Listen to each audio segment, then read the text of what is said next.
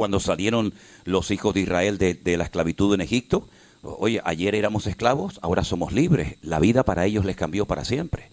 Cuando alguien descubrió América y vino a Europa y dijo, oye, que allí hay gente, que allí hay civilizaciones, que allí hay otra cultura, que allí hay otros pueblos, cambió el rumbo de la historia, ¿no? Y tantas cosas, ¿no? Entonces creo que el mundo está a punto de cambiar. De hecho, desde el año pasado, concretamente desde el día 7 de octubre, lo que es toda la zona de Oriente Medio y otros países limítrofes ha cambiado completamente, totalmente. Y el mundo está cambiando de una forma tremenda y a partir de unos pocos días, semanas o meses, el mundo va a volver otra vez a cambiar. Y la Bélgica que has conocido, o la Europa a la cual viniste a ganar dinero, a empezar una vida nueva, no va a ser la misma que tú te encontraste cuando llegaste aquí. Nosotros acabamos de llegar de los Estados Unidos hace unos días atrás. Y los hermanos que están allí, de Guatemala, de Honduras, de México, de Perú, de todos los países cercanos, me dicen, los Estados Unidos no es lo que nosotros conocimos hace 10, 15, 20 años atrás cuando vinimos a trabajar aquí. Y es que ha cambiado todo de una forma tremenda. Todo ha cambiado, el estilo de vida, la economía, la situación política, incluso el ambiente espiritual, ¿vale? Quiero decirles que Europa fue un continente que mandó centenares, tal vez miles de misioneros por todas partes del mundo. Hay obras que se abrieron en muchas partes del mundo, gente que salió de Europa, por ejemplo de Inglaterra, de Alemania, de Suiza, de otras naciones que hace mucho tiempo atrás eran lugares donde el cristianismo era muy fuerte.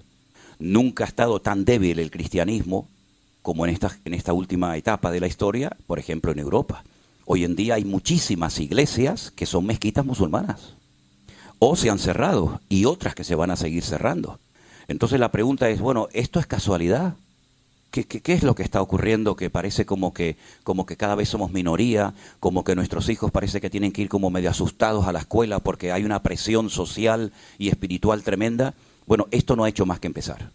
Y la Biblia nos dice lo que tenemos que hacer y lo que no tenemos que hacer para poder vivir una vida cristiana victoriosa en estos tiempos finales, ¿eh? Así que ayer les dije que leyeran, si no lo vamos a leer ahora, el capítulo 12 del libro de Apocalipsis, pero antes de entrar de lleno en el estudio, quiero dar la bienvenida a mi hermano Domingo y a su esposa Diana. Damos un aplauso a los hermanos. Dios te bendiga. Bendiciones. Ayer le dimos la bienvenida a un matrimonio que venía de París, que están aquí con nosotros también esta mañana. Hoy nos toca dar la bienvenida a nuestros hermanos de Holanda, aunque Domingo de holandés, como ustedes pueden comprobar, no tiene nada. No tiene nada de holandés. Este es canarión total, de Canarias. Y la verdad es que yo estoy muy agradecido, y lo he dicho ya, se lo he comentado a él también, en privado, muy agradecido porque la finca esta que el Señor nos ha permitido adquirir en Alicante, necesitamos hacer unos baños, porque los que había eran muy pequeñitos, y Domingo se ha pegado allí un mes, ¿no? Como en la mili, ¿no? Las días, los minutos, las horas y los segundos, ¿no? 50 días, pero tienen que ir a ver los baños. Claro, yo no dejo entrar a nadie porque están tan bonitos que me da pena que me los ensucien. Yo les digo, mira qué bonitos los baños de Domingo, venga, ahora vayan al campo, ¿no? Pero un trabajo espectacular, trabajo tremendo, que si este hermano no hubiera ido, pues nosotros no hubiéramos sido capaces nunca, ¿no? De hacer eso. Yo lo hubiera dado, como decimos en Canarias, no sé si es una palabra que se emplea aquí, una escupidera esta, ¿no? Una vacinilla, le digo, toma, ¿quieres ir al baño? Toma, ahí tienes, ya está.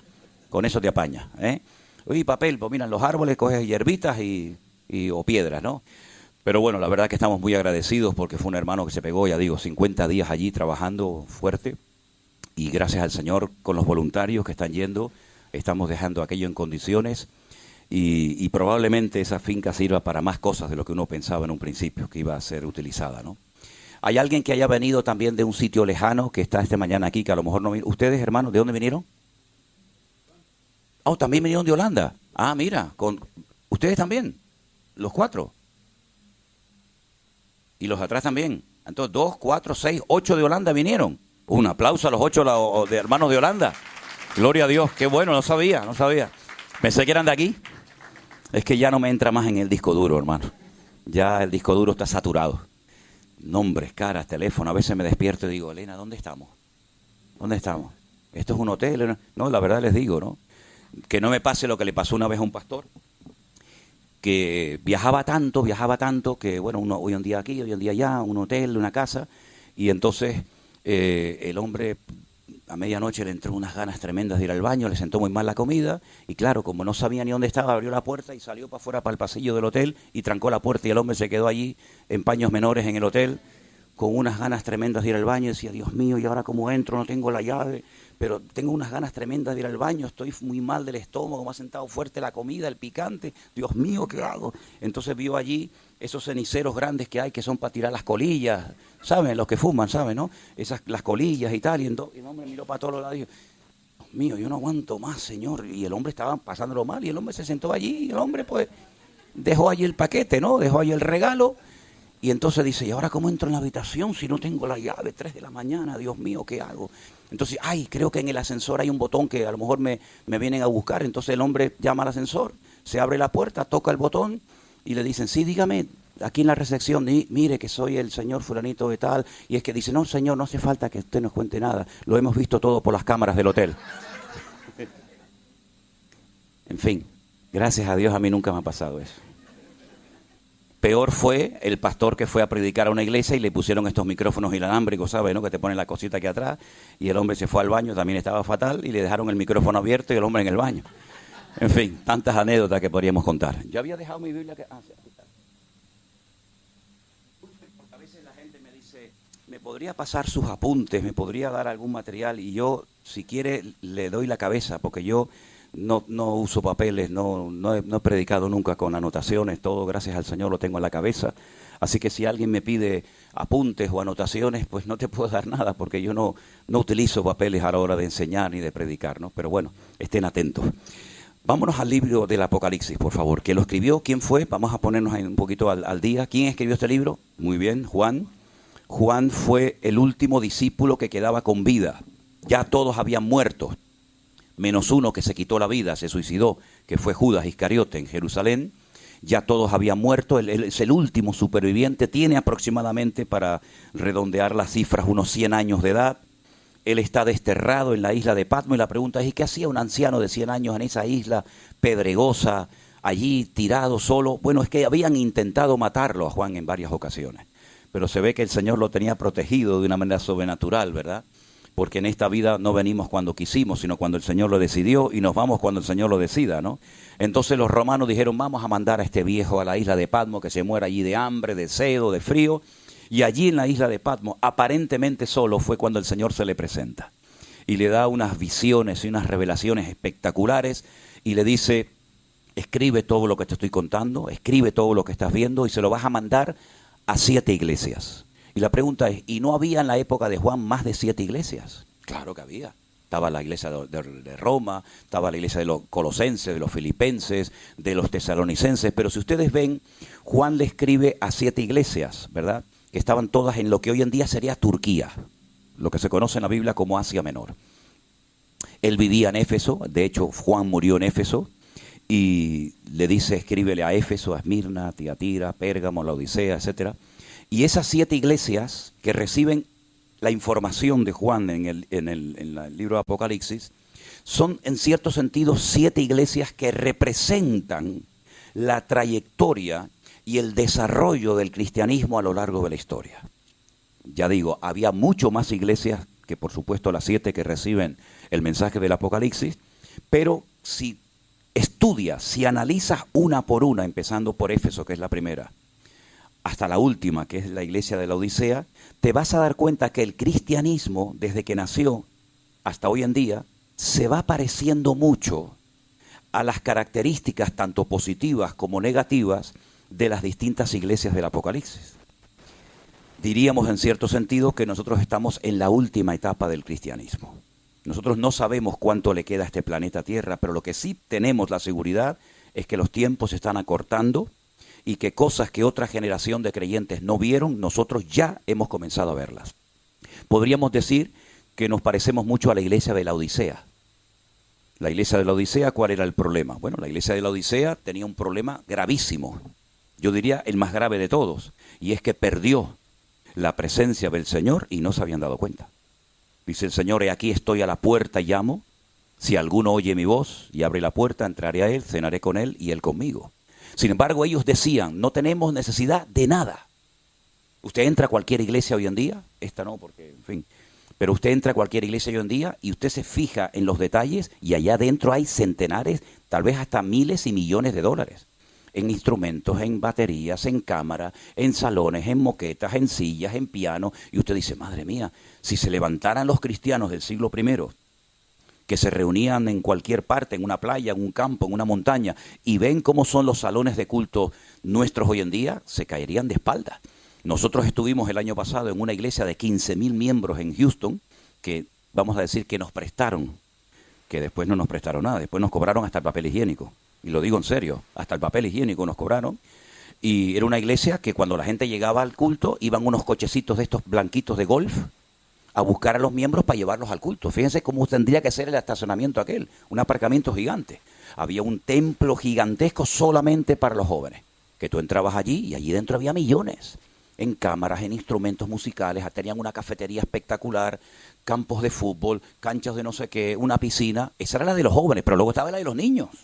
Y luego estaba la de los adultos, y luego estaba la de los hispanos, porque claro, los hispanos no se podían juntar con los gringos, porque los gringos son los gringos. Los hispanos tenían su propia iglesia, que era una belleza, ¿no? Y allá adentro había millones. Eso es lo que le pasó a la iglesia de la Odisea. Una iglesia rica, materialmente hablando, pero espiritualmente en una decadencia total y absoluta. El Señor, cuando le habla a la iglesia, le dice palabras muy fuertes. Dice, yo a ustedes los voy a vomitar de mi boca. Y cuando una persona vomita, pues sabe que es porque te sientes mal con lo que estás comiendo. Ustedes son pobres, ciegos, desnudos, desventurados, miserables.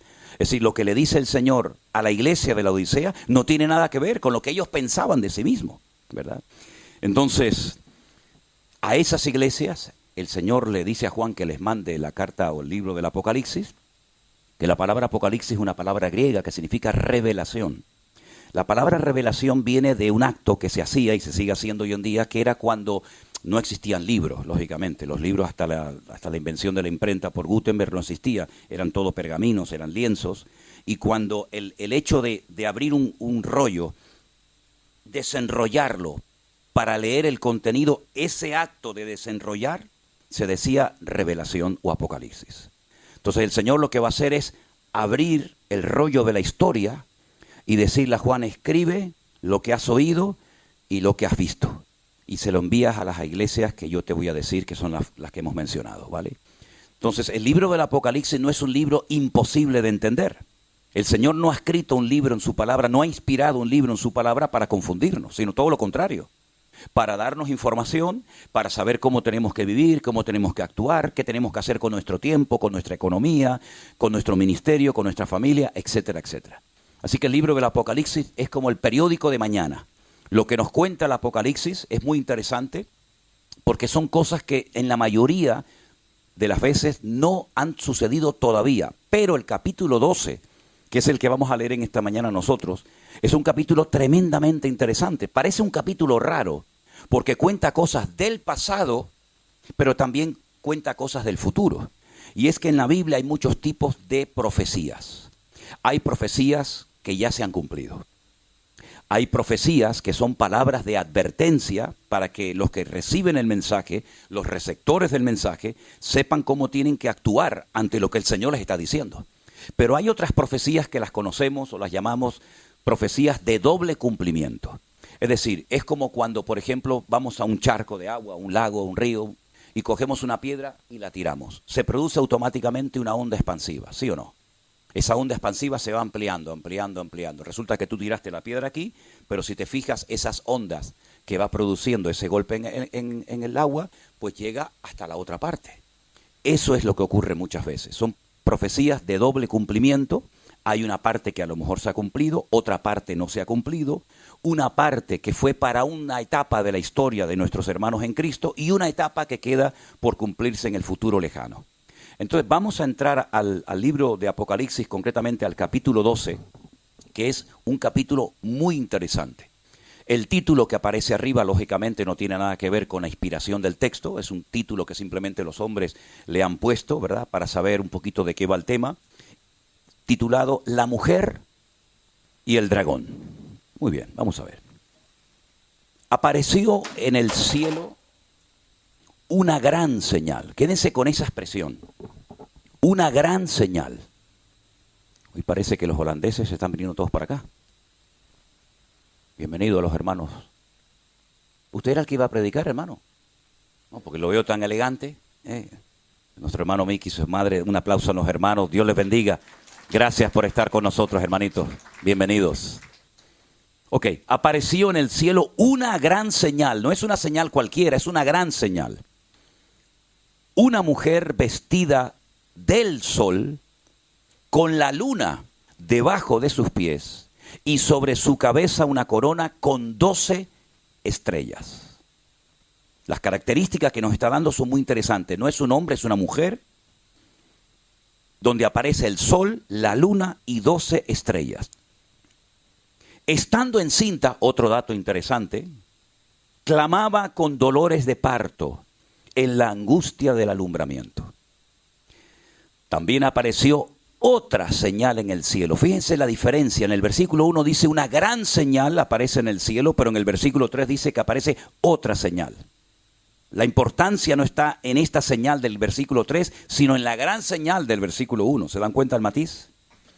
Esa señal consistía en que un gran dragón escarlata tenía 7 cabezas y 10 cuernos, y en sus cabezas 7 diademas. Fíjate la diferencia de lo que lleva la mujer: sol, luna y 2 estrellas, y este dragón lleva 7 cabezas, 10 cuernos y una serie de diademas o de adornos. Y su cola arrastraba la tercera parte de las estrellas del cielo. Las arrojó sobre la tierra. Y el dragón, fíjense qué dato tan interesante, se paró frente a la mujer que estaba para dar a luz, a fin de devorar a su hijo tan pronto como naciese. Así que el objetivo de este dragón era doble. Era hacerle daño a la mujer, a la madre, y al mismo tiempo devorar, destruir al niño una vez que naciera. Ahora vienen datos e información sobre la criatura, sobre el niño. Ella dio a luz a un hijo varón, no una niña, sino un varón, y ese niño regirá, gobernará con vara de hierro, es decir, con total autoridad, a todas las naciones del mundo. Y su hijo fue arrebatado para Dios y para su trono. Vuelve otra vez Juan a hablar de la mujer, versículo 6. La mujer huyó al desierto, donde tiene lugar preparado por Dios. El lugar donde ella huye es un lugar que Dios ha preparado específicamente para ella, para que allí, en ese lugar preparado por Dios, la sustenten, la cuidan, la protejan por 1260 días. 1260 días son 3 años y medio, o 42 meses, como se dice también en otro libro. Después, ya pasamos ahora a otra etapa, hubo una gran batalla en el cielo. Miguel y sus ángeles luchaban contra el dragón. Y luchaban el dragón y sus ángeles, pero no prevalecieron, ni se halló ya lugar para ellos en el cielo. Fue lanzado fuera el gran dragón. Ahora nos da más información sobre el dragón. Dice que el dragón es la serpiente antigua. Y esa serpiente antigua se llama Diablo y Satanás, el cual engaña al mundo entero. Fue arrojado a la tierra y sus ángeles fueron arrojados con él. Entonces oí una gran voz en el cielo que decía: ahora ha venido la salvación, el poder y el reino de nuestro Dios y la autoridad de su Cristo, de su Mesías, porque ha sido lanzado fuera el acusador de nuestros hermanos, el que los acusaba delante de nuestro Dios día y noche. Ellos le han vencido por medio de la sangre del Cordero y de la palabra del testimonio de ellos, y menospreciaron sus vidas hasta la muerte. Por lo cual, alegraos cielos y los que moráis en ellos, ay de los moradores de la tierra y del mar, porque el diablo ha descendido a vosotros con gran ira, sabiendo que tiene poco tiempo. Cuando vio el dragón que había sido arrojado a la tierra, persiguió a la mujer que había dado a luz al hijo varón, y se le dieron a la mujer las 2 alas de la gran águila, para que volase delante de la serpiente al desierto, a su lugar, donde es sustentada por tiempos y la mitad de un tiempo. Es exactamente la misma expresión del versículo 6.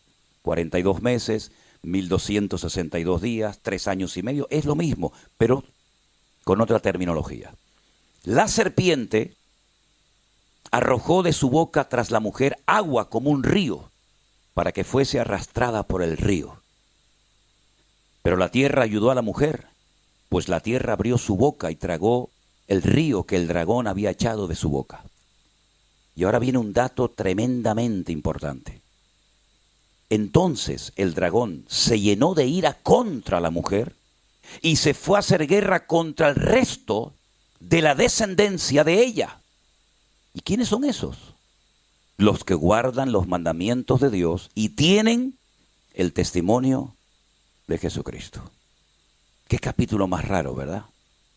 Una mujer que está embarazada, preocupada, le entran los dolores de parto y sabe que si nace el niño hay un dragón, un animal mitológico, que quiere devorar al niño, pero hay un momento en el que ella tiene que huir al desierto. El niño, cuando nace, va a gobernar, va a regir con vara de hierro a todas las naciones de la tierra. Entonces ya el protagonista es el niño, no la mujer. La mujer huye al desierto, a un lugar específico que Dios ha preparado, que Dios ha diseñado para que la cuiden, no durante miles de años, sino un tiempo corto de 3 años y medio, 42 meses o 1260 días. El dragón, viendo que su objetivo principal, que era devorar al niño, no se ha cumplido, pues se llena de ira. Ya está arrojado, ya está fuera de la presencia del Señor. La sangre del Cordero, la sangre de Cristo, la obra de Cristo lo ha derrotado. Entonces dice, bueno, ya que no he podido ni con el niño ni con la mujer, pues me voy a hacer guerra contra los descendientes de la mujer que dice la Biblia que son los que guardan los mandamientos de Dios y tienen el testimonio de Jesucristo. Y uno se queda así diciendo, ¿pero esto qué es? ¿Esto es algo que ya pasó? ¿Esto es algo que va a ocurrir en el futuro? ¿Dónde nos metemos nosotros? ¿Quién es esta mujer? ¿Quién es este niño? ¿Quién es este dragón? Vamos a empezar por el principio. La Biblia dice que este capítulo es una gran señal. Por lo tanto, es como decir, atención, atentos, ojo, esto es muy importante. No es algo para pasar desapercibido. Esto es una gran señal. ¿De acuerdo? Entonces hay que abrir los ojos, abrir el corazón, abrir la mente y decirle al Señor, Señor, muéstrame y explícame qué significa esto. Ahora, dentro del círculo teológico de la Iglesia Católica, como siempre, los católicos meten a la Virgen en todas partes. Siempre la ven por todos lados. Entonces ellos interpretan que la mujer es la madre de Jesús, María. ¿Por qué no puede ser María? Porque dice la Biblia, hay un detalle muy significativo. Aquí sería una tremenda contradicción a los católicos. Que cuando el niño no puede ser devorado, no puede ser destrozado por el dragón, que es Satanás, que es el diablo, se va a hacer guerra contra el resto de la descendencia de ella. Es decir, ya ella tenía otra descendencia. El objetivo era matar sobre todo a ese niño, especialmente a ese niño. Pero habla de que ya tenía descendencia. Y María sabemos que no tenía ninguna descendencia. María fue virgen cuando concibió al Señor Jesucristo. Ella no era madre de un montón de hijos y aparte del Señor Jesucristo. Después probablemente, y la Biblia nos enseña que María tuvo más hijos, pero el primero, el que abrió la matriz. Por eso dice la Biblia que tuvieron que subir sus padres a Jerusalén, porque hay un versículo bíblico que dice que todo varón que abre la matriz de una mujer tiene que ser consagrado solamente al Señor. De hecho, hasta hoy en día hay una celebración que se llama Pidión, que significa que cuando una madre tiene por primera vez un hijo varón, con las hembras no se hace esta ceremonia, pero cuando tienes un hijo varón y es el primero que has tenido, tienes que ir a la sinagoga y tienes que dar un dinero para redimirlo, para comprarlo, ¿verdad? Esto es como un símbolo de lo que Cristo ha hecho por nuestra vida, que nos ha comprado y nos ha redimido, ¿verdad? Entonces, María no tenía descendencia cuando parió al Señor Jesucristo, ¿de acuerdo? Entonces no puede ser María. Hay otras personas que han dicho, entonces la mujer es la iglesia. Tiene que ser la iglesia porque la iglesia en la Biblia siempre es tratada como esposa, como novia, como mujer. No puede ser no puede ser la iglesia por la sencilla razón de que la iglesia no parió a Cristo, sino fue al contrario. Fue Cristo el que, por decirlo de alguna manera, parió y formó y diseñó la iglesia. Entonces, ¿de quién se trata esta mujer? Ahora, si ustedes van a la primera profecía de la Biblia, ¿cuál es la primera profecía de la Escritura? Génesis capítulo 3, verso 15. Vamos a leerlo, por favor. Esa es la primera vez que hay un dato profético de algo que va a ocurrir en el futuro La mujer lo oye, Adán lo oye, Satanás también lo oye. Y esta es la primera profecía de la Biblia. Y dice así, Génesis 3, versículo 15. Si quieren arrancamos desde el 14. Jehová Dios le dijo a la serpiente, escuchen, le está hablando Dios al enemigo, al diablo. Por cuanto hiciste esto, maldita serás entre todas las bestias y entre todos los animales del campo. Sobre tu pecho andarás y polvo comerás todos los días de tu vida. Se ve que antes la serpiente cuando tentó a Eva no se arrastraba, porque la consecuencia de su pecado es que a partir de ese momento se arrastraría. Luego probablemente antes volaría o caminaría o vete tú a saber qué hacía.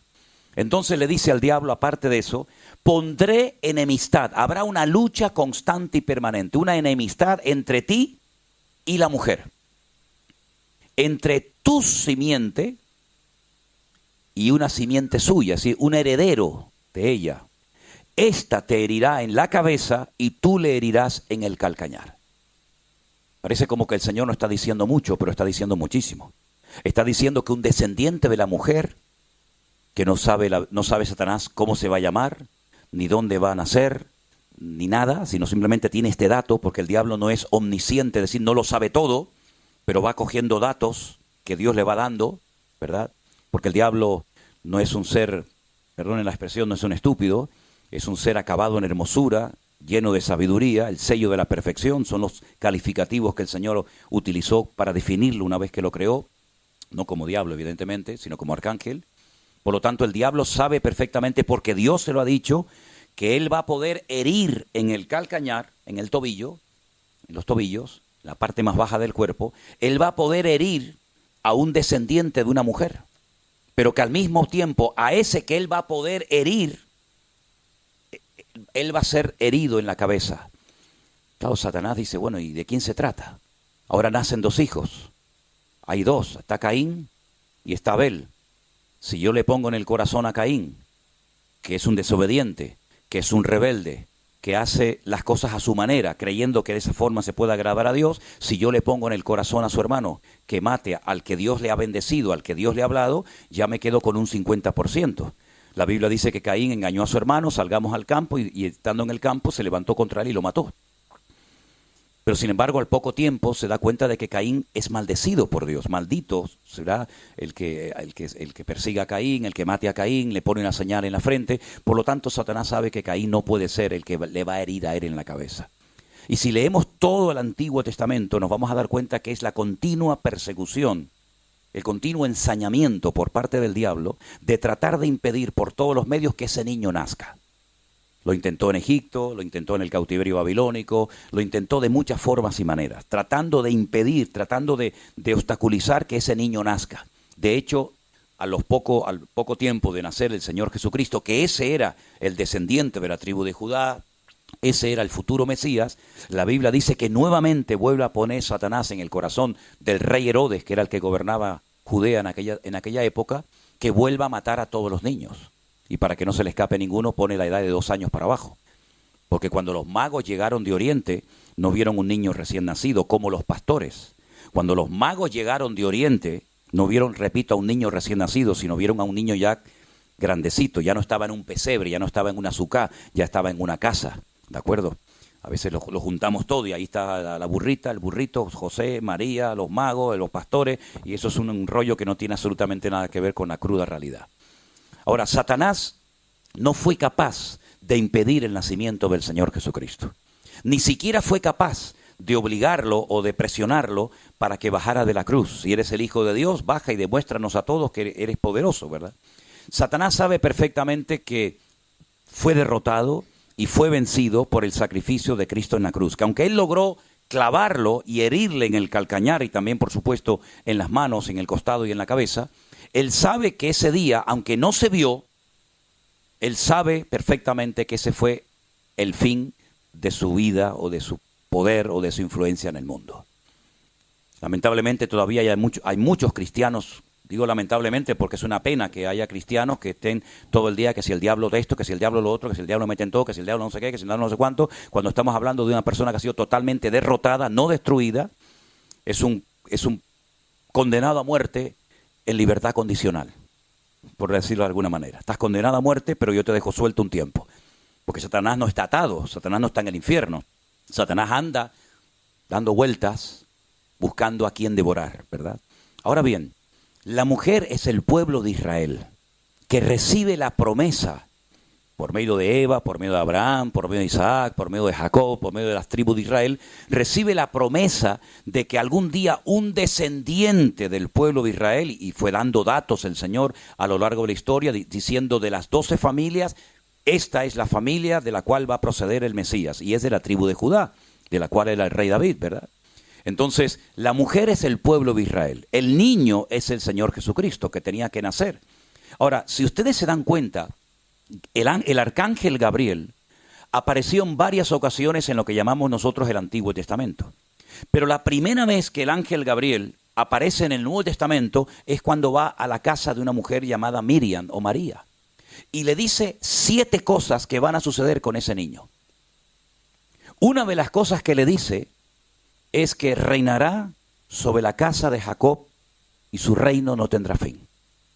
Será un rey eterno. No como los reyes de Judá o de Israel que reinaban un tiempo y morían, sino que ese niño algún día gobernará sobre todas las naciones de la tierra y sobre la casa de Jacob para siempre, y su reino no tendrá fin. De las 7 profecías que ustedes las pueden leer en Lucas, en el anuncio del nacimiento del Señor Jesucristo, de las 7, 4 ya se han cumplido. Eso se lo dejo como tarea. 3 no se han cumplido y tienen que ver con los últimos tiempos. El Señor cuando vino no reinó sobre la casa de Israel. De hecho, el día mismo de la ascensión, sus discípulos se le acercaron al maestro y le dijeron, Señor, tú vas a restaurar el reino. Si hay un reino, tiene que haber un rey.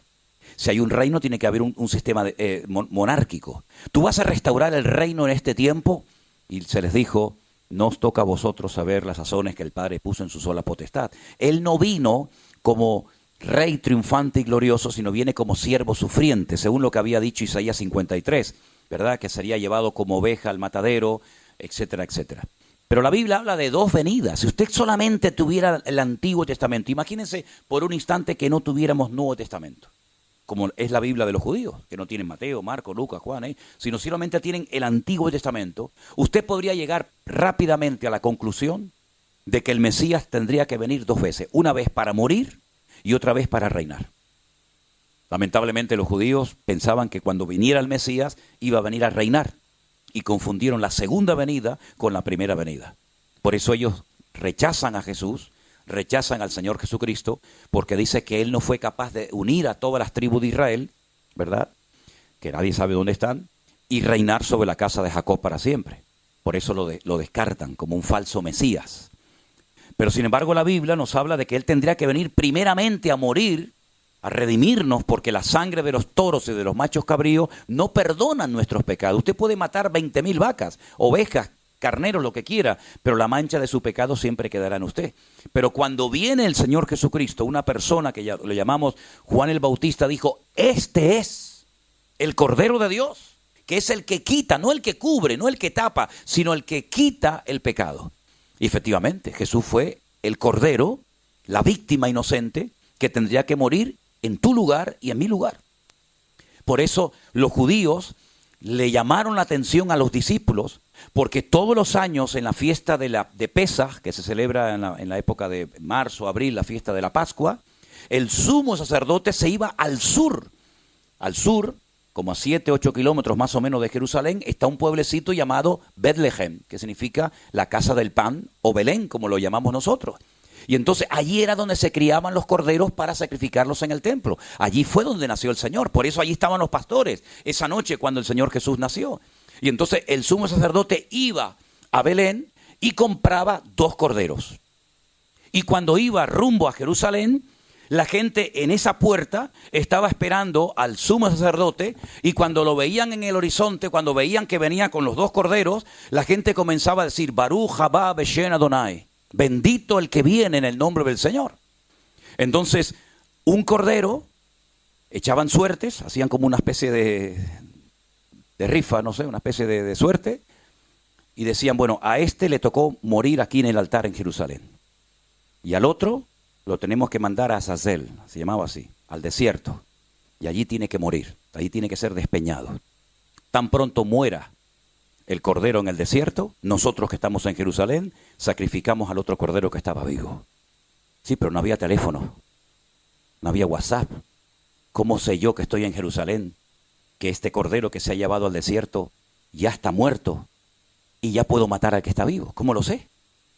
Entonces les ocurrió una idea genial. Cuando ustedes van a Jerusalén se van a encontrar a muchos pidiendo en la calle dinero y te venden un hilito rojo que te lo amarran aquí.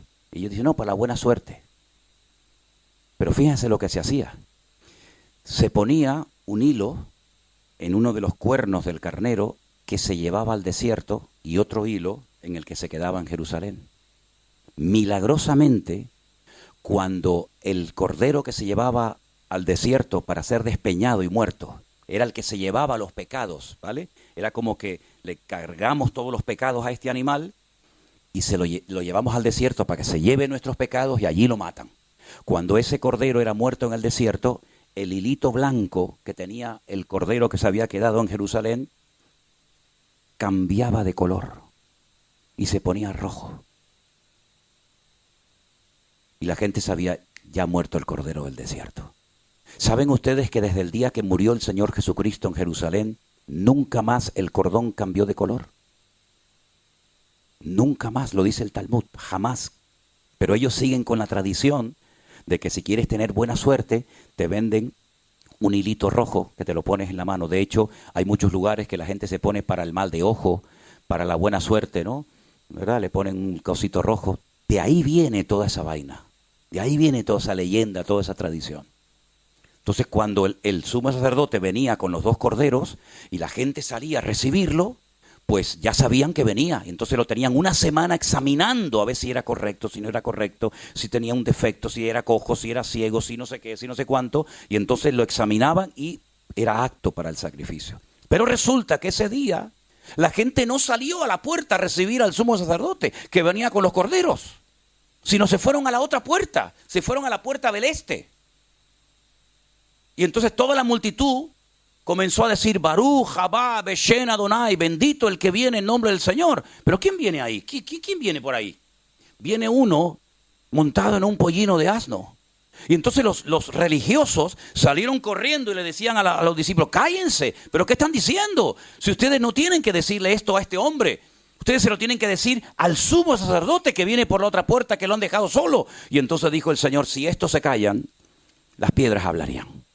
Y ese día entró triunfalmente el Señor Jesucristo, pero Él sabía perfectamente que en esa misma semana lo iban a crucificar. Porque Él sabía que había venido para morir en una cruz. Pero y entonces las profecías que hablaban de un Mesías reinante, de un Mesías que iba a venir a gobernar, no se cumplieron. Fue un fracaso, no. Es que, por así decirlo, la venida del Mesías tiene dos partes. Parte A y parte B. Y entonces, ¿cómo podemos saber cuál es una y cuál es otra? Porque tanto el hebreo, el idioma del Antiguo Testamento, como el griego, el idioma del Nuevo Testamento, no hace falta dar muchas explicaciones, sino que hay palabras, términos concretos y específicos para saber a qué venida se está refiriendo el autor de la carta. Por ejemplo, cuando usted lee la palabra epifanía, hace referencia a la primera aparición física y visible del Mesías. Pero cuando usted lee en los textos del Nuevo Testamento la palabra parousia, usted se da cuenta de que el autor está hablando de una aparición del Mesías, pero de una segunda aparición que es como rey triunfante y glorioso. La primera nosotros no la vimos, pero la segunda no le quepa la menor duda de que la vamos a ver y disfrutar, porque dice que reinaremos juntamente con Cristo. Ahora bien, el niño que nace es el Señor Jesús. Pero viendo que no pudo destruirlo, se ensaña contra la madre, que es la mujer de la historia del capítulo 12 de Apocalipsis, y dice que hace guerra contra ella. ¿Ha habido un pueblo más perseguido a lo largo de la historia que el pueblo de Israel? De todas partes los han expulsado. Hay escritos de los famosos judíos de antaño que dice que los dos lugares donde vivieron durante siglos los judíos y se sintieron muy cómodos, muy a gusto, como si fuera su propia tierra, fue España y Alemania. qué curioso que de esos dos países, de esas dos naciones, donde tan cómodos se sentían, los mataron, los masacraron y los expulsaron, los que pudieron. ¿Qué les parece? Entonces el pueblo de Israel ha sido un pueblo que siempre ha sido perseguido desde los tiempos ancestrales, desde los tiempos que nació, ya desde el vientre de la madre. Aquella mujer que tenía una guerra en su interior, ¿se acuerdan? Y se fue a consultar al Señor y dijo, Señor, se están matando. ¿Qué me pasa que aquí dentro, en vez de disfrutar de este embarazo, tengo una guerra aquí adentro? Y el Señor le dijo, es que efectivamente eso es lo que tienes dentro. Tienes dos naciones dentro de tu vientre. Tienes a dos criaturas y el mayor servirá al menor. Y serán diferentes por fuera y por dentro. Tú veías por fuera a Jacob y veías a Esaú y no parecían hermanos gemelos. Uno era peludo como un oso. El otro era lampiño, el otro era un salvaje, como dice el hebreo, era un pere Adán, era un salvaje hombre, era un cazador, era un hombre violento, un hombre agresivo, estará contra todos y todos contra él, y el otro era tranquilo, pacífico, más calculador, más de cabeza, el otro era todo visceral, ¿no? Y la Biblia dice que Esaú quiso matar a su hermano. Sin embargo, se cumplió lo que dijo la palabra de Dios, que el mayor, el primero, porque el primero en hebreo es el Bejor. La palabra primogénito en hebreo es Bejor. Y la palabra Bejor viene de la palabra Berajá, que significa bendición. El primogénito se llevaba 3/4 partes de la bendición, de la herencia del padre. Y al pequeño se le daba pues lo que quedaba, ¿no? Si es que quedaba algo. Pero el Señor ya había dicho, el Señor ya se había decantado por el menor. Porque en hebreo, en el judaísmo hay la siguiente costumbre. Imagínense que este es el vientre de la mujer. Si cogemos una piedra y la metemos, va al fondo de la botella, ¿sí o no? Y si cogemos otra piedra, llega y se posa sobre la piedra que está al final. La primera que entró, sale la última. Y la última, sale la primera. Eso es como ellos explican un parto de gemelos. El primero que entró en el judaísmo es el primogénito. El segundo tiene que servir al primero. Aunque entró primero, sale el segundo. Es decir, el Señor sabía perfectamente que Jacob tenía que ser el heredero, por eso le cambia el nombre y le dice, el nombre que tus padres te pusieron va en consonancia a tu carácter. Por eso la palabra Jacob, la primera letra es un gancho, porque él enganchó con su manita a su hermano. Y para recordar que él fue el que le agarró al calcañar a su hermano, le pusieron una letra que es como un gancho, que se llama la letra Yod, en la primera letra, Jacob. Pero cuando él tiene un encuentro con el Señor le cambia el nombre. Y le dice, ya no vas a ir por la vida pues haciendo las triquiñuelas que todos sabemos. Ahora te voy a llamar Israel. Es un nombre inventado por Dios. Israel tiene la letra Yod, la letra Sin, la letra Resh, la letra Aleph y la letra Lamet. En esas letras, la primera letra, la letra de Jacob, tienes a Jacob y a Isaac. Jacob y Isaac. En la segunda letra, la Sim, la Sames, perdón, pero la Sim, pero con sonido S, tienes a Sara. En la letra Resh tienes a Rachel y a Rebeca. En la letra Aleph, que es la A, tienes a Abraham. Y en la letra Lamet tienes a Lea. Es decir, que en el nombre Israel tienes a Abraham, Isaac, Jacob, Rebeca, Raquel y Sara. Todos están en el nombre Israel. Y las primeras 3 letras, quitamos las 2 últimas, que se queda Yashar, significa recto. Y las 2 últimas significan Dios. A partir de ahora vas a caminar recto delante de Dios. Porque yo he enderezado tu vida para que nunca más vuelvas a hacer lo que has hecho, sino que serás recto delante de mi presencia. Entonces, ese pueblo, Satanás lo odia, porque durante siglos fue el pueblo que representó la presencia y la existencia de Dios en la tierra.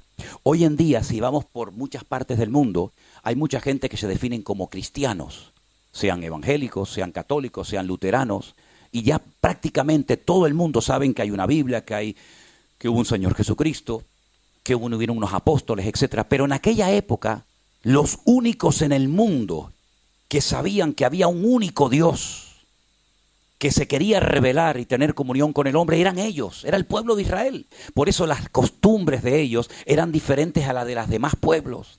Por eso ellos, por ejemplo, cuando llegaba el séptimo día, el día de la semana del reposo, ellos no trabajaban. Ni ellos, ni los animales, ni los esclavos, ni nadie que viviera entre ellos. Y claro, los miraban y decían, pero ¿cómo no trabajan ustedes? ¿Por qué se paran todos en el día del reposo? Dice, porque Dios creó todo lo que vemos en 6 días y el séptimo día reposó. Es decir, es como una enseñanza objetiva de que nosotros creemos en un Dios creador, diseñador del universo. Y eso para ellos era un impacto. Y llenaban sus casas de velitas, de mucha luz. De ahí que después el Señor nos diga, ustedes ahora son la luz del mundo. Y una luz no se puede meter debajo de la mesa, sino se pone encima para que alumbre a todos los hombres. Entonces Satanás sabía que el único pueblo que sabía que había un profeta, que había un Dios, que había un cielo, que había un infierno, que vendría un Mesías, eran ellos. Por eso Satanás quiso siempre destruir a ese pueblo. Porque destruyendo a ese pueblo, destruye el testimonio de Dios en la tierra. Si ellos no hablan de Dios, ¿quién va a hablar de Dios si nadie le conoce? Si lo primero que hicieron, por ejemplo, para poner un ejemplo, los filisteos, cuando conquistan a Israel, es coger el arca de la alianza y llevarla ¿a dónde? A su templo. Porque ellos pensaban que cuando se iba a la guerra, también se enfrentaban en el mundo espiritual los dioses tanto de uno como de otro. Y lo que estamos viviendo hoy en día es mucho más que un conflicto entre palestinos y judíos, es mucho más que eso. Es un conflicto espiritual. ¿Quién puede más? ¿Alá o el Dios de los hebreos? ¿Quién tiene más autoridad? Por ejemplo, ¿el Corán, que es el libro sagrado para el mundo musulmán, o las escrituras de ustedes, los judíos? Es todo un conflicto espiritual que no se arregla con bombas, que no se arregla con tiros. Al contrario, cada vez va a ser peor. Y va a llegar un momento que no se va a poder controlar, porque es más y más y más y más y más, ¿verdad? Es el ojo por ojo y diente por diente. El único que puede poner paz, verdadera paz, es el creador del universo, es Dios. El hombre no puede poner paz. Hoy firmas un tratado de paz y mañana lo quebrantamos. Hoy digo, bueno, no nos atacamos más, mentira, mañana nos atacamos otra vez. Y siempre el hombre está pensando en cómo atacar, cómo destruir, cómo hacer esto, cómo hacer aquello. Si alguien logra destruir a Israel, si alguien fuera capaz de destruir a esa gente, demostraría 2 cosas. Que el Dios de ellos es más débil que el mío. O que Dios es un mentiroso y no pudo cuidarlos como tú dijiste que los ibas a cuidar. Ahora, fíjense que no estamos hablando de un pueblo perfecto, ni mucho menos, cuidado, cuidado. Pero Dios dice, yo he empeñado mi palabra. Yo sé que hoy en día la palabra de un hombre pues vale poco, pero hace muchos años tú le dabas la mano a un hombre y no hace falta firmar ningún contrato. Yo te digo que te voy a vender mañana mi auto y te lo vendo. Y ya me pueden venir hoy 50 personas a ofrecerme millones. Yo he empeñado mi palabra y te he dicho a ti que mañana te vendo mi auto. Eso era durante mucho tiempo. La palabra de un hombre, como decían los católicos, iba a misa, ¿no? Tenía un peso. Lamentablemente hoy en día la palabra cada vez vale menos. Pero la palabra de Dios es poderosa, es fiel. Y Dios dio su palabra de que protegería a ese pueblo no por ser los mejores, sino por ser los peores. Es decir, Dios toma lo que nadie quiere. Generalmente cuando tú vas a un lugar, escoges los mejores productos dentro de tus posibilidades, ¿sí o no? Si tú tienes posibilidad de comprarte un buen carro en buen estado, sería una locura comprarte un carro que sabes que se te va a romper mañana, que está viejo, que no sirve para nada, que tiene las piezas desgastadas por el uso. Eso es lo que hace Dios, lo hace al revés de lo que nosotros haríamos. Coge lo que nadie quiere. ¿Dónde vivía esta gente antes de ser un pueblo? En Egipto. ¿Qué eran? Esclavos. ¿Quién quiere comprar esclavos? Los reyes se rodeaban de las mujeres más hermosas, de los jóvenes más sabios, más cultos. Y Dios resulta que se va a Egipto y compra y redime a un pueblo que están como esclavos, que no tienen futuro, no tienen patria, no tienen nada. Y Dios los redime y dice, no lo hago por vosotros, sino lo hago por mí. Yo los escogí y los protegeré y nadie te podrá hacer frente en todos los días de tu vida. ¿Cuántos pueblos y cuántos imperios, seamos sinceros, aunque no fuéramos cristianos, cuánta gente ha dicho, los vamos a destruir? Mira, Egipto, el faraón de Egipto intentó destruirlos. Y Egipto era una potencia militar como nunca jamás te podías haber imaginado. Egipto fue destruida. Y los judíos salieron. Y Egipto fue destruida. Llegó Nabucodonosor, una potencia militar brutal desde Irak, Babilonia en la Biblia. Les quemó el templo. Mató y violó a mujeres. Se los llevó 70 años a Babilonia. Les cambió el nombre a todos los judíos para que no se acordaran del nombre de Dios. Les enseñó otro idioma, el arameo. Les cambió las culturas, les cambió las formas como comían. No los logró destruir. ¿Qué quedó de Babilonia? Nada. Ellos salieron, reconstruyeron su país. Llegaron los medos persas. Los persas son los iraníes y los medos son los kurdos. Durante siglos conquistaron a los judíos. Hicieron un daño terrible. ¿Dónde están los kurdos y los persas? Nada, el pueblo de Israel sigue estando ahí. Llegaron los griegos con Alejandro Magno, un imperio militar brutal. Llegaron a Jerusalén y el templo lo convirtieron en un gimnasio. Pusieron la estatua de Júpiter. Antíoco Epifanes, uno de los descendientes de los generales de Alejandro Magno, pues cogió un cerdo, lo sacrificó, lo llevó allí al Arca de la Alianza, profanó el lugar santísimo. Un desastre. ¿Dónde está el imperio griego? No existe. Llegaron los romanos, el imperio más largo de la historia, casi 1000 años. Casi 1000 años. Destruyen Jerusalén, le cambian el nombre, no se va a llamar Jerusalén, esto se llama Aelia Capitolina.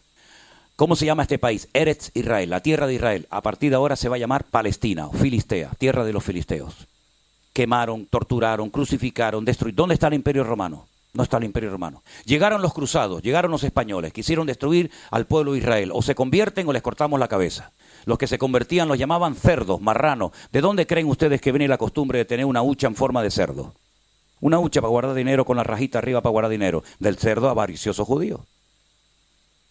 A las afueras de Andalucía hay unas montañas que se llaman Despeñaperros. ¿Qué hacían en esa montaña?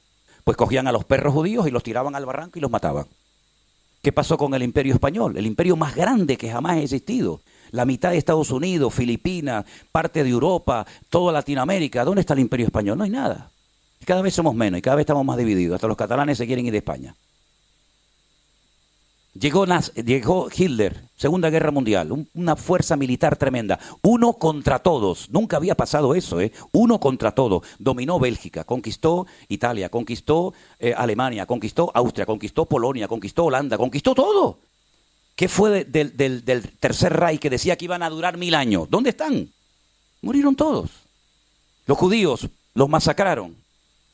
A los pocos años, 1948, la Segunda Guerra Mundial creo que terminó en el 45, 3 años más tarde ya tienen un país los judíos. Y Hitler ya se murió. Tú dices, bueno, pero vamos a ver, ¿pero qué tiene esta gente? ¿Qué le pasa a este pueblo? Es que Dios ha empeñado su palabra. Ahora Israel está peleando contra 7 frentes diferentes. Díganme ustedes un país que pelee contra 7 frentes al mismo tiempo. Un país que es así.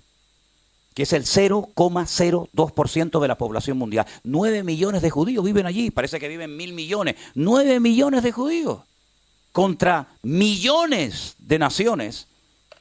Y tú dices, ¿pero qué es lo que pasa? ¿Cómo es posible que hay imágenes, hay muchas imágenes, que lancen los cohetes para allá y se den la vuelta y vuelvan para el que lo lanzó? ¿Cómo es posible que ocurran tantas cosas? En la Guerra de los 6 días, 1967. Suben los poquitos tanques de guerra a los altos del Golán. Cuando llegan arriba se encuentran centenares y centenares de carros de combate de los sirios, armados hasta los dientes, material ruso tremendamente sofisticado. Están subiendo los 4 tanques viejos de la Segunda Guerra Mundial que habían recuperado los judíos, y cuando llegan arriba a los altos del Golán se ven todo el valle lleno de centenares y centenares de carros de combate. Este es el fin, ya no hay ninguna escapatoria, de aquí no salimos. De repente comienzan y hay imágenes. Comienzan a abrir las tapas de los tanques de combate, los sirios, con todo el material dentro, armados con cohetes, con misiles, con todo, lo dejan encendido y salen corriendo. Y dicen, pero ¿por qué se van? ¿Por qué se van? ¿Por qué no nos disparan? Años más tarde, generales sirios dijeron, pero ¿cómo no íbamos a huir? Si cuando ustedes subían los altos del Golán iba una mano gigante así, protegiéndolos y cuidándolos. Los franceses llegaron en una de las famosas guerras que hubo con Gaza, no estas, sino otras. Y dijeron, pero ¿cómo son tan malos ustedes que cogen un bazooka y apuntan para allá? Ahí está el edificio, ahí viven 500 personas. Lanzan para allá y sale para allá el cohete. ¿Por qué no apuntan bien? Y ellos dijeron, porque el Dios de ellos pelea contra nosotros. Cosas increíbles, increíbles. O esto es verdad lo que dice la Biblia, o alguien nos está mintiendo y tomando el pelo. Entonces, queridos hermanos, esta mujer es el pueblo de Israel que ha sido y seguirá siendo perseguido. Y les voy a decir algo, y esto no ha hecho más que empezar. Porque ahora están peleando con 7 frentes diferentes, con los hutíes en el sur, con Hamas en el oeste, con los Hezbollah en el norte, con Irak, Pero va a llegar un momento que todas las naciones de la tierra, escúchenlo bien, todas las naciones de la tierra atacarán a Israel, todas. Y los que van a capitanear, los que van a dirigir este ataque brutal contra Israel, van a ser nada más y nada menos que, como dice la Biblia, en los tiempos de la Biblia se llamaba Gog, Magog, Mesed y Tubal, que son las naciones de Rusia y todos los satélites que giran en torno a ellos. Putin fue criado por una familia hebrea. Putin no va a atacar a Israel. Además han llegado a un acuerdo donde han dicho que si Israel no le vende a Ucrania la cúpula de hierro, la Kipá Barcel, que es la que protege de los ataques de misiles, él se compromete a no atacar a Israel. Yo no le creo nada a este caballero, pero él fue criado por una familia judía. Él sabe hablar hebreo perfectamente. Su familia era muy pobre, los dejaban abandonados a los niños y entonces los judíos llegaban y lo criaron a él y a sus hermanitos. Y él sabe mucho de la Biblia, sobre todo de las profecías del Antiguo Testamento. Y él sabe que hay una profecía que habla de que el oso del norte, que es Rusia, atacará a Israel. Y eso es lo que dice la Biblia, que las naciones, sobre todo el ataque fuerte de Israel, vendrá del norte. En este momento todas las ciudades del norte están totalmente, de la Alta Galilea, todas están totalmente vacías, todas. Hace unos días hablamos con un matrimonio, unos amigos nuestros, hermanos en Cristo, en la ciudad de Tiberias, y dicen, estamos viendo todos los días caer los misiles dentro del lago de Tiberias. Lo estamos viendo todos los días. Misiles por la mañana, misiles por la tarde, misiles por la noche, algo tremendo. Pero la Biblia dice que en los últimos tiempos habrá una guerra tremenda, una guerra mundial. Algunos dicen, ¿y habrá realmente una tercera guerra mundial? Es que ya estamos en el inicio de una guerra mundial. Cuenten ustedes cuántas naciones están involucradas en este lío. Cuenten ustedes cuántas naciones hay. Si esto no es una tercera guerra mundial camuflada, entonces ¿qué cosa es esto? Ahora, lo curioso de esto es que ahora todos están contra uno. Hace 70 años era uno contra todos. Hoy en día la tortilla se ha dado la vuelta. Hoy en día son todos contra uno. Incluido, por ejemplo, España, ¿no? Y Francia y otros países. Va a llegar el momento en el que Israel se va a ver con la soga al cuello. Y en un valle, como dije ayer, que se llama el Valle de Meguido, se va a llevar a cabo una batalla tremenda que ya tiene nombre, la batalla de Armagedón, donde Napoleón estuvo en una ocasión y dijo que este es el valle perfecto para llevar a cabo una gran batalla. Allí se va a llevar a cabo una batalla tremenda y dice la Biblia que cuando termine la guerra, y ahora vamos a leer algunos datos interesantes sobre esa batalla, dice que estarán 7 meses enterrando muertos todos los días. 7 meses enterrando muertos. Haciendo fosas comunes gigantescas, y dice que habrá tanta matanza que la sangre llegará a los frenos de los caballos. 7 años estarán quemando y destruyendo el material bélico que se utilizó en esta guerra. Por supuesto se va a utilizar armas nucleares, armas bacteriológicas, armas químicas de destrucción masiva, por supuesto, claro que sí. Y dice la Biblia que las tropas llegarán hasta el Monte de los Olivos. Cuando llegas al Monte de los Olivos, ahí tienes Jerusalén, la tienes delante de tus narices. Es simplemente bajar un poquito y ya tienes Jerusalén. Y dice que allí muere el líder que llamamos vulgarmente el anticristo. Allí muere y allí será sepultado. Es interesante notar que todo se está dando de una manera tan espectacular que nosotros no vamos a pasar desapercibidos y no nos va a pasar nada. Ya sé que tal vez algunos de ustedes, en su teología, de su denominación, les enseñaron que cuando las cosas comiencen a ponerse muy complicadas y muy difíciles, el Señor nos iba a arrebatar y nos iba a llevar a su presencia. Eso no se puede demostrar bíblicamente. Y sé lo que digo, Y llevo 44 años hablando de la Biblia. Así que si alguien me puede demostrar con la Biblia que la iglesia en el momento más crucial de la historia no iba a estar, yo les desafío a que me lo diga. Solamente hay 2 versículos. Te lo digo porque yo me crié y nací en una denominación que nos dijeron que cuando las cosas se pongan muy, muy complicadas, los que se quedan sufriendo en la tierra son los judíos. Nosotros nos vamos. Y después de 7 años venimos. Y nos íbamos a las bodas del Cordero. Vale. Y el versículo que te decían era, Dios no nos ha puesto para ira, sino para alcanzar salvación. Y cuando uno de estos maestros que enseñaba esta postura, que la inventó un cura, esto no es una teología evangélica, esto es un invento de un cura que hace 150 años dijo, estudiando por su cuenta las profecías del Antiguo Testamento, sobre todo las de Daniel y Ezequiel, que la iglesia apostólica, romana, católica no pasaría por ninguna etapa de juicio, de ira o de tribulación. Y Scofield fue el que introdujo sus comentarios en una Biblia que se conoce hoy en día como la Biblia de Scofield. Pero en ningún momento, a lo largo de 2000 años, los cristianos creyeron que cuando las cosas se pongan difíciles, los cristianos no vamos a estar en el mundo. Es más, si hay una característica que identifica el verdadero cristianismo, es que siempre ha habido mártires, siempre ha habido crucifixiones, siempre ha habido quemados, siempre ha habido tortura dentro del mundo evangélico. Y como dije anoche, es muy fácil vivir en Holanda. Es muy fácil vivir en Canarias debajo de una cocotera tomando el sol. Es muy fácil ser cristiano en Bélgica o donde sea, pero vete a vivir tu cristianismo a Corea del Norte. Vete si te atreves a pasear con una Biblia por las calles de Teherán, en Irán. Es decir, el cristianismo que nuestros hermanos están viviendo en este momento en otras partes del mundo es completamente diferente al nuestro. Por ejemplo, ahora mismo en Alicante, en nuestra finca allí, tenemos un matrimonio que vino de la China a ayudarnos en la finca. Y yo le pregunté cómo estaba la situación espiritual, cómo estaba la obra en China, y me dijo, bueno, tenemos mucho control, muchas restricciones, siempre hay gente del gobierno viendo lo que el pastor predica, lo que se enseña, y nos controlan. Y una de las cosas que le han prohibido a la iglesia en China es justamente hablar de este tema que yo estoy hablando esta mañana. No se puede leer ni hablar del Apocalipsis en las iglesias. Digo, no me diga, dice, en las casas, si te atreves a hacerlo, lo haces. Pero la gente vive atemorizada porque en el momento en que hablas del Apocalipsis, 2 o 3 personas del partido te pueden llevar preso y desapareces y nunca más apareces. ¿Qué te parece? Cómo el enemigo se está encargando de crear una gran mentira, ¿verdad?, para que los cristianos sean ignorantes cuando nunca antes en la historia hemos tenido tanta necesidad de conocer las Sagradas Escrituras como hasta ahora.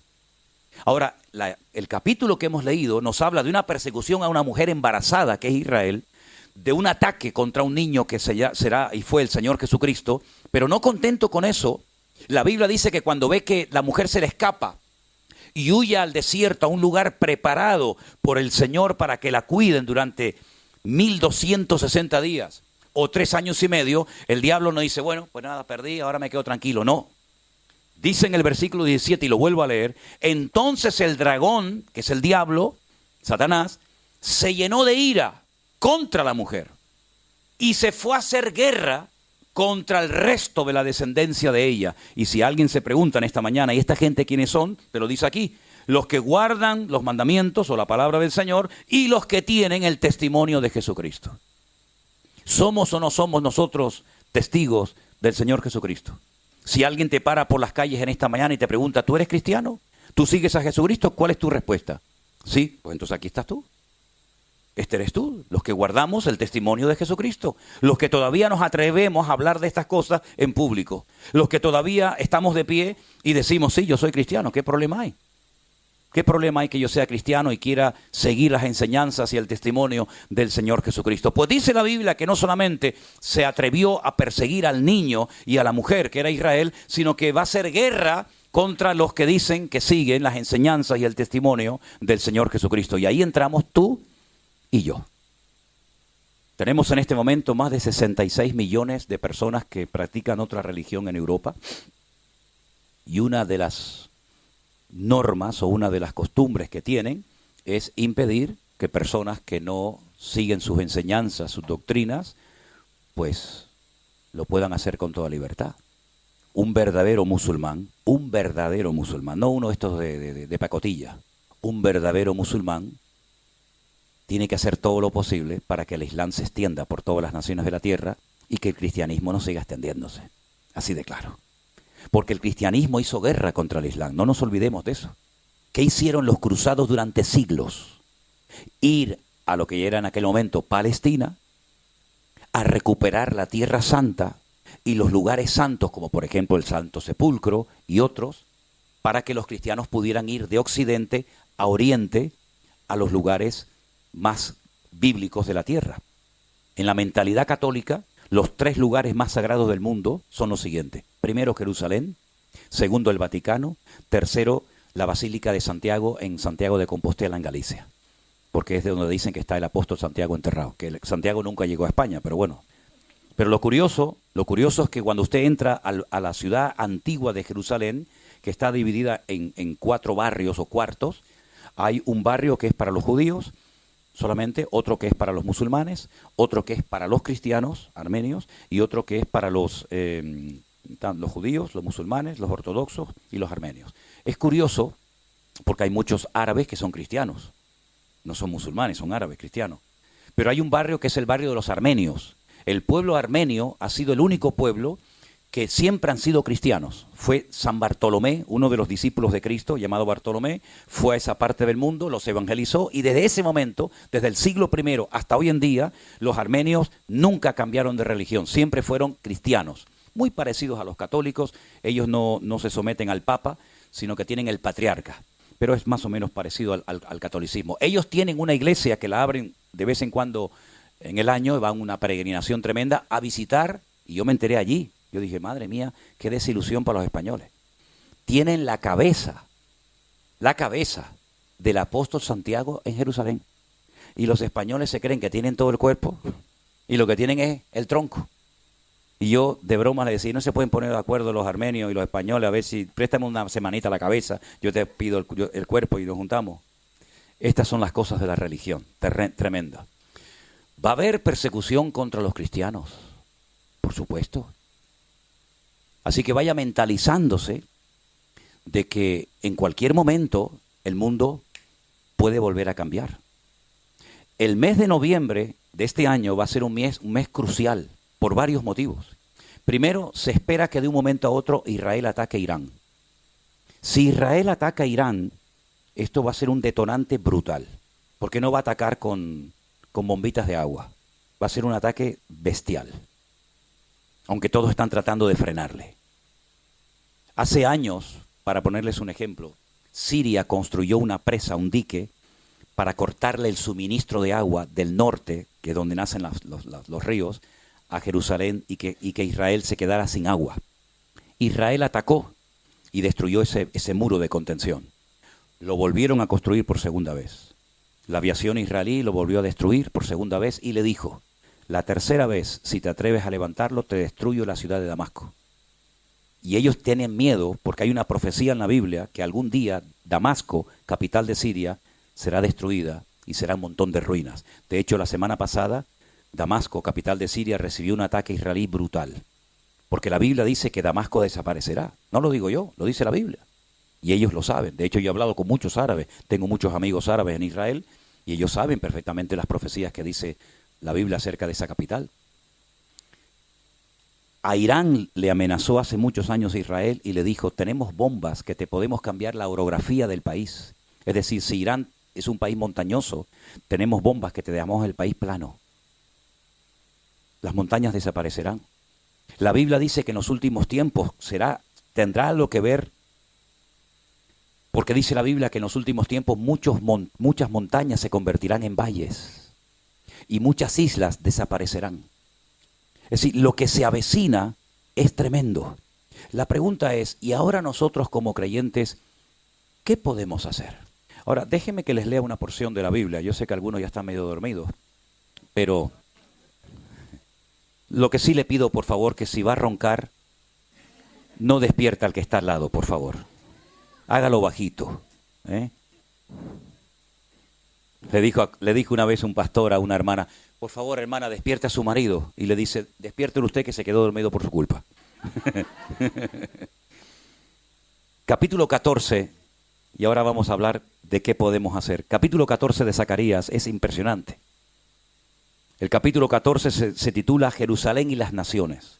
Todo el capítulo es una maravilla de capítulo, nos da una información extraordinaria, pero miren lo que dice aquí. Versículo 1. Zacarías 14. ¿Tienes ahí? Ah, qué bueno. He aquí el día del Señor viene, y en medio de ti serán repartidos tus despojos. Ahora dice el Señor, yo reuniré a todas las naciones para combatir contra Jerusalén. ¿Quién toma la iniciativa? ¿Los rusos? ¿Los árabes? No, el Señor dice, yo las reuniré para combatir contra Jerusalén, y dice, y la ciudad será tomada, será tomada. Serán saqueadas las casas, violadas las mujeres. La mitad de la ciudad irá en cautiverio, mas el resto del pueblo no será cortado de la ciudad. Lo que pasó el día 7 de octubre todavía sigue sacudiendo a Israel y a sus líderes, porque ellos decían, aquí en nuestro país tenemos seguridad y nunca nos van a poder atacar. Tenían una valla, yo he estado por toda esa valla, he visitado todos los kibutzim, estuve a cientos de metros de la franja de Gaza, por ese camino que se llama el Camino de la Muerte, por donde ustedes vieron los vídeos que entraban con las motos y todo aquello, con aquella pala mecánica.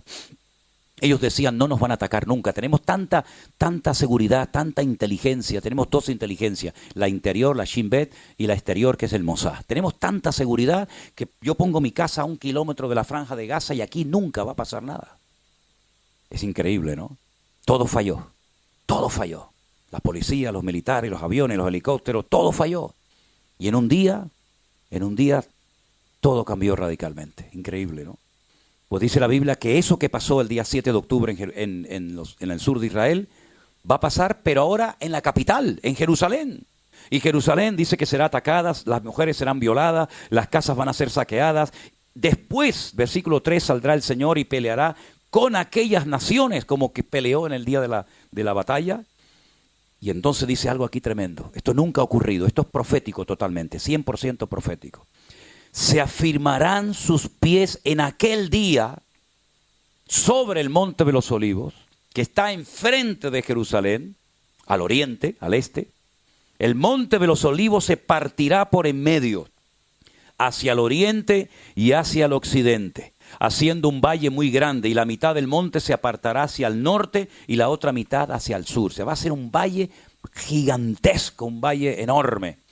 Huiréis al valle de los montes, porque el valle de los montes llegará hasta Azal. Huiréis de la manera que huisteis por causa del terremoto en los días de Usías, rey de Judá. Y vendrá Jehová, mi Dios, y con él todos sus santos. Si no solamente viene él a poner sus pies sobre el monte de los olivos, sino que viene acompañado, y dice que viene con todos los santos. Viene con San Pancracio, con Santa Rita, no. ¿Quiénes son todos los santos, hermano? Los hijos de Dios. Vosotros que no erais pueblo, ahora sois real sacerdocio, pueblo de Dios, pueblo santo, ¿verdad? Y acontecerá en aquel día que, escuche esto, no habrá luz clara ni oscura. ¿Cómo? ¿O es de día o es de noche? No, ese día no es ni de día ni de noche. Será un día el cual es conocido de Dios, que no será ni de día ni de noche. Pero sucederá que al caer la tarde habrá luz. Si todo volverá a cambiar. Porque nosotros decimos, o es de día o es de noche. Pero dice aquí que cuando Él venga, no será ni de día ni de noche. Entonces, ¿cómo es? Dice, nadie lo sabe, solamente el Señor. Mire, solamente para ponerle un ejemplo. El sol sale de día y la luna sale de noche. Pero la Biblia dice en Génesis capítulo 1 que lo primero que Dios hizo, lo primero, mejor dicho, que Dios creó fue la luz. Fue a la luz y fue la luz. Y el sol lo creó al 4.º día. Si el sol no fue creado hasta el 4.º día, ¿cómo el primer día dice sea la luz y fue la luz? ¿Qué luz había? ¿Te das cuenta cómo la dimensión espiritual es completamente diferente a la nuestra? Todo cambia, todo cambia. No es de día, pero no es de noche. Pero es que en el plano, en el nivel en el que yo vivo, yo todo lo veo en día, noche, segundos, milenios, lejos, cerca, arriba, abajo. Pero es que en el mundo espiritual esas limitaciones de espacio y de tiempo no existen. ¿Cómo le pudo poner nombre a Adán a animales que vivían debajo del agua? Es decir, las capacidades del hombre eran tremendas, era lo más parecido a Dios, era lo más parecido al Señor.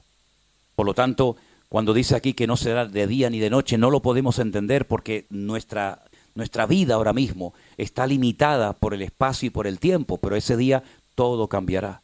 Acontecerá, versículo 8, que en aquel día saldrán de Jerusalén aguas vivas, la mitad de ellas hacia el mar oriental y la otra mitad hacia el mar occidental, en verano y en invierno. Es decir, que van a entrar aguas al mar Mediterráneo desde Jerusalén. Desde Jerusalén van a entrar aguas al Mediterráneo. Y desde Jerusalén entrarán aguas al Mar Muerto. Y por eso dice la Biblia que cuando esas aguas que están por abajo de Jerusalén, y ya saben dónde están, entren al Mar Muerto, dice Ezequiel que van a haber miles y miles de peces y dejará de ser un mar muerto y volverá a recobrar la vida, porque ha venido el autor de la vida a la tierra. Jehová será el rey sobre toda la tierra. Pero esto fue lo que le dijo Gabriel a María. Y reinará sobre la casa de Jacob para siempre. ¿Quién? Tu hijo, al que tú llamarás Jesús. Entonces, si dice que viene Jehová a reinar sobre todas las naciones de la tierra, quiere decir que Jehová es el Señor Jesucristo. Porque si el ángel Gabriel le dijo a María que tu hijo, que tú lo vas a parir, va a ser el rey sobre todas las naciones de la tierra y será el rey sobre la casa de Jacob. Y ahora dice Zacarías que Jehová viene como rey para reinar sobre toda la tierra. Quiere decir que ese Jehová es el Señor Jesucristo, ¿sí o no? Por eso cuando el Señor Jesucristo le dijo a sus discípulos, le dijo a los judíos, si ustedes verdaderamente fueran hijos de Abraham, ¿ustedes creerían en mí? Porque Abraham me vio a mí. Yo hablé con Abraham, él conoció mis días, él vio mi vida y se gozó. Y le dicen, que Abraham te vio a ti. ¿Pero cómo te va a ver Abraham a ti? Si tú no tienes ni 40 años. Y le dice, es que yo soy antes de Abraham. Y le dicen, tú eres del diablo. Y el Señor le dijo, no, vosotros sois de vuestro padre el diablo. Yo soy mucho antes de Abraham, yo soy antes de Adán y Eva, yo soy antes de todo lo que existía. Porque yo soy el Dios eterno, el Emmanuel, el Dios humanado, el Dios que se hizo carne y habitó entre nosotros y vimos su gloria, gloria como el unigénito del Padre. Entonces fíjate qué tremendo, porque más adelante, aunque todo el capítulo no tiene desperdicio, pero dice, versículo por ejemplo 12, esta será la plaga con la que Jehová herirá a todos los pueblos que pelearon contra Jerusalén. La carne de ellos se corromperá estando ellos sobre sus pies. Se consumirán las cuencas en sus ojos, y la lengua se les va a deshacer en su boca. Qué muerte más terrible, ¿no? Acontecerá en aquel día que habrá entre ellos gran pánico enviado por Dios. Trabará cada uno de su mano a su compañero, y levantará su mano contra la mano de su compañero. También dice que los mulos, los caballos, los camellos, versículo 15, también morirán de esta manera. Y los que sobrevivieren de las naciones, los que vinieron contra Jerusalén, tendrán que subir de año en año para adorar al Rey, a Jehová de los ejércitos, y celebrar la fiesta de los tabernáculos. Y acontecerá que los de las familias de la tierra que no quieran subir a Jerusalén para adorar al Rey, Jehová de los ejércitos, no vendrá sobre ellos lluvia. ¿Qué pasó el día 7 de octubre? Porque dice que cuando el Señor venga, los que se salvaron, que se quedaron en la tierra, que sobrevivieron de la batalla de Armagedón, etcétera, etcétera, tendrán que subir todos los años a Jerusalén a celebrar la fiesta de los tabernáculos y a darle honra y gloria y culto al Señor. Y el que no suba ese año sobre ese país no cae ni una gota de agua ni de rocío. ¿Qué pasó el año pasado, el 7 de octubre? Era esta fiesta, la fiesta de los tabernáculos. Era la fiesta de Sucot, era el último y gran día de la fiesta. Agarren esto que es muy importante. El día 7 de octubre del año pasado se estaba celebrando la Simchat Torah. El último día de la fiesta es cuando se dice, ya hemos hecho la lectura de toda la Torah durante un año. Empieza en ese día y al año siguiente ya hemos leído Génesis, Éxodo, Levítico, Número y Deuteronomio. Y se celebra la fiesta de la alegría de la Biblia, la Simchat Torah, la alegría de la ley, de la ley de Moisés. Entonces se cogen los rollos de la ley, se sacan por la ciudad, la gente los toca, los besa, lloran, se emocionan. Y es una fiesta de una alegría tremenda. ¿Y a dónde se fueron los que leen la Torá y los que son creyentes en el Antiguo Testamento? Se fueron a la plaza de Düsseldorf, en la ciudad de Tel Aviv. Y vinieron judíos de todas partes del mundo a celebrar la Simchat Torah, la fiesta más alegre del año. Y vino una señora de Alemania y quería ir a la plaza de Düsseldorf porque allí montan como una especie de plataforma los judíos y allí oran y allí le dan gracias al Señor por su palabra. Bueno, ellos siguen el Antiguo Testamento, pero bueno, hay que respetar, ¿no? Y allí estaban y de repente apareció una turba de judíos, muchos de ellos con la banderita de 7 colores. interrumpieron el acto y dijeron: no, aquí no se viene a orar ni a leer la Biblia. Esta es una ciudad laica. Y aquí no le vamos a permitir a ustedes, los religiosos, que vengan aquí a orar a Dios de Abraham, de Isaac y de Jacob. Aquí no vamos a permitirle eso. Y esta señora que vino a Alemania dijo: nunca creí que en mi país, gente de mi país, me atacara y me prohibiera leer la Biblia en público y orar. Eso fue una semana antes del ataque del 7 de octubre. Una semana después, esos que interrumpieron el acto de oración y de lectura bíblica en la plaza de Düsseldorf, en Tel Aviv, habían llenado toda la plaza con las fotografías y con las velas de todos los que habían matado en los kibutz del sur. Qué paradojas tiene la vida, ¿no?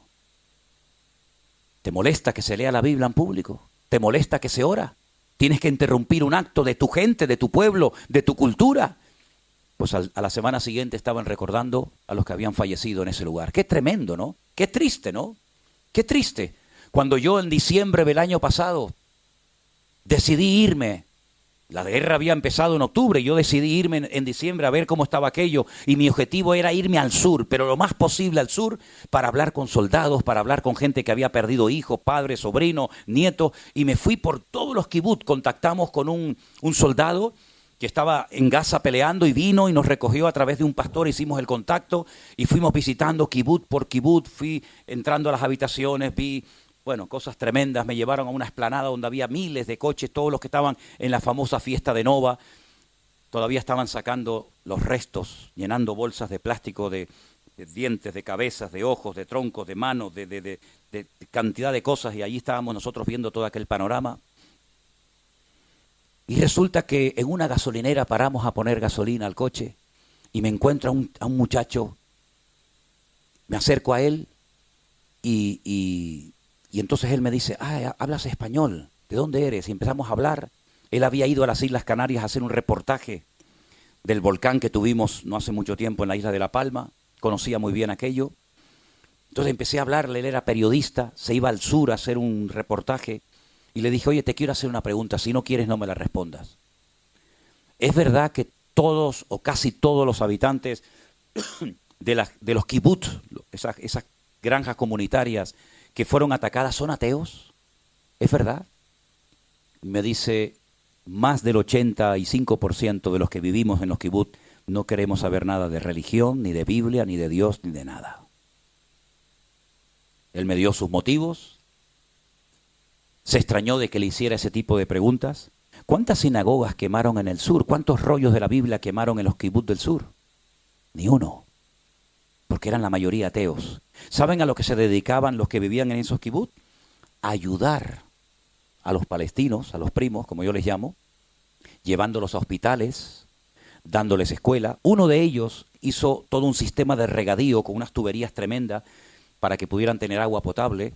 Las escarbaron, las sacaron y las convirtieron en cohetes, las convirtieron en misiles. 11.000 de ellos trabajaban en las comunidades agrícolas y ganaderas del sur. Ellos se llevaron toda la información, los planos, el nombre de las calles, cuánta gente había en cada casa, incluso si había algún animal, algún perro, algún gato, algún anciano, algún niño. Y se lo llevaron a los que luego después atacaron. Y sabían dónde tenían que ir. Aquí había una familia, aquí había un niño, aquí había un perro, aquí había aquí había el otro. Es decir, fue algo realmente terrible, pero esto es simplemente un botón de muestra de cómo el país más protegido de la tierra, con el sistema más sofisticado tecnológicamente hablando de seguridad, fue atacado y fue humillado en unas pocas horas. Y 3.000 de esas personas se metieron dentro de Israel. Y déjeme que le diga algo. Y nos lo dijeron allí ellos. Ellos no sabían que iba a haber una fiesta nova en el desierto. El objetivo de ellos cuando venían cargados con un montón de comida. El objetivo era tomar las ciudades del sur. Tomar Beersheba, tomar Siderot y tomar otras ciudades. Y desde allí ir subiendo, controlando todo el país. Tomar barrios enteros, edificios enteros, amenazarlos que si nos atacan ponemos explosivos y tiramos todo el barrio abajo. Ese era el objetivo con el que ellos venían. Pero cuando ellos llegaron y vieron aquella fiesta donde había miles de jóvenes, muchos de ellos sí bailando, pero drogados, borrachos, con una estatua gigante de Buda en medio del desierto. Ya me contarán ustedes a mí que hace un Buda gigante en el desierto en una fiesta de judíos. Cuando ellos llegaron dijeron, uy, esto es un regalo. Y en cierto sentido fue lo que los paró de poder entrar a las grandes ciudades. Se dedicaron al tiro al blanco. Comenzaron a disparar a diestra y a siniestra. Y eso fue un poco lo que frenó que ellos entraran a las ciudades grandes y conquistaran desde ahí todo el país. Ahora, hablando con hermanos nuestros en la fe, tanto judíos como no judíos, hay hermanos que llevan mucho tiempo preparándose, almacenando grandes cantidades de alimentos y de aguas, porque ellos saben que tarde o temprano van a ser atacados de una forma brutal, como dice la palabra de Dios. No solamente este capítulo que hemos leído, lean por ejemplo el libro de Joel, donde dice cosas tremendas, cómo entrarán por las ventanas, cómo violarán a las mujeres, etcétera, etcétera. Entonces, queridos hermanos, estamos a punto de ver cosas aún peores que las que hemos visto en televisión o las que nos han contado. Nosotros, si el Señor lo permite, nos vamos todo el mes de noviembre a Israel. El mes más difícil, el mes más duro. Las próximas elecciones en los Estados Unidos van a cambiar el panorama político del mundo. Gane quien gane. El otro día estaba predicando en una iglesia, en un auditorio en Orlando, y yo dije que gane quien gane, va a pasar cualquier cosa. Y bueno, hay unas personas que se enojaron, pensaba que yo apoyaba a uno y estaba en contra del otro. Yo ni apoyo a uno ni estoy en contra de nadie, yo solamente predico la palabra de Dios. Y digo que sea como sea, Estados Unidos llegará el momento en el que no va a suministrarle nada más por la presión tan grande que tienen a Israel. Y la mayoría de las armas que Israel tiene no son de fabricación casera, sino son armas que le compran a los Estados Unidos. Ya por ejemplo ayer el presidente de España, que es un inútil, terrible, es un demonio, y lo he dicho así abiertamente, me da igual, es un demonio terrible, es un instrumento del diablo en estos tiempos finales, ya dijo que a Israel no hay que darle armas. Si no me das armas, pues lo que está diciendo es que me maten. No le vendan armas. ¿Qué significa? Pues que los destruyan. Ya Macron lo dijo la semana pasada, que no hay que venderle ni una sola arma más a Israel. Llegará un momento en el que Israel, según la Biblia, se va a encontrar solo, totalmente solo, y solamente va a tener una vía de escape, y es mirar hacia arriba. Y cuando estén a punto de ser aniquilados, fíjense al extremo que vamos a llegar, porque van a ser atacados por el norte, por el sur, por tierra, por mar, por aire, por dentro, por fuera y por todas partes, tendrán que clamar al Señor, como dice el Salmo 118, ¿no? ¿Cuál es el centro de la Biblia? Si partiéramos la mitad de la Biblia y dijéramos, ¿cuál es el centro? El versículo que dice, mejor es confiar en Dios que confiar en los hombres. Ese es el centro de la Biblia. Desde la angustia invoqué al Señor o al Eterno y el Eterno me respondió. En ese momento es cuando aparece aquel que traspasaron y lo verán y harán gran lamentación por él, y es cuando él pone sus pies en el monte de los olivos, se parte, y entonces cuando él viene a reinar con poder, con gloria sobre este planeta Tierra. Las cosas van a cambiar de tal manera que mañana, pasado mañana, el mes que viene, dentro de 2 meses, usted vaya a poner gasolina a su coche y el litro puede costar 20 euros. ¿Cómo? La Biblia dice que un hombre tendrá que trabajar todo el día para comprar una barra de pan. Claro, puede ser que haya personas que digan, pero es que a mí no me gusta lo que este hombre predica. Bueno, con todo mi respeto, yo le digo que a mí me da exactamente igual lo que usted opine de mí. Pero yo le digo lo que dice la Biblia, que un hombre tendrá que trabajar todo el día para comprar una barra de pan. Como les dije ayer, los que tienen los ahorros en dólares, vayan espabilando, porque el dólar se va a hundir en la miseria. Yo voy a comprar unos dolaritos. Sí, compren los dolaritos. Es decir, todo va a cambiar de tal manera que a lo mejor usted va a llegar un día a un supermercado, como ha pasado en Cuba, como ha pasado en Venezuela, como ha pasado... Yo me crié en Venezuela, mi infancia la pasé en Venezuela. Nosotros vivíamos, no digo como ricos, pero casi, un país de abundancia, había trabajo, era Estados Unidos en español. Nadie se quería ir a otro país, Venezuela era un paraíso. Miren cómo está Venezuela hoy en día. Es un país destruido, un país sin futuro, un país con tantos recursos que tiene. ¿Qué recursos tenemos en Europa? No tenemos petróleo, no tenemos gas, no tenemos oro, no tenemos diamantes, no tenemos nada. Más que tontería en la cabeza. Y sin embargo, los países latinoamericanos, cualquiera que me mencione, Ecuador, Perú, México, Argentina, Bolivia, Brasil, cualquier país de Latinoamérica se podría comer el mundo.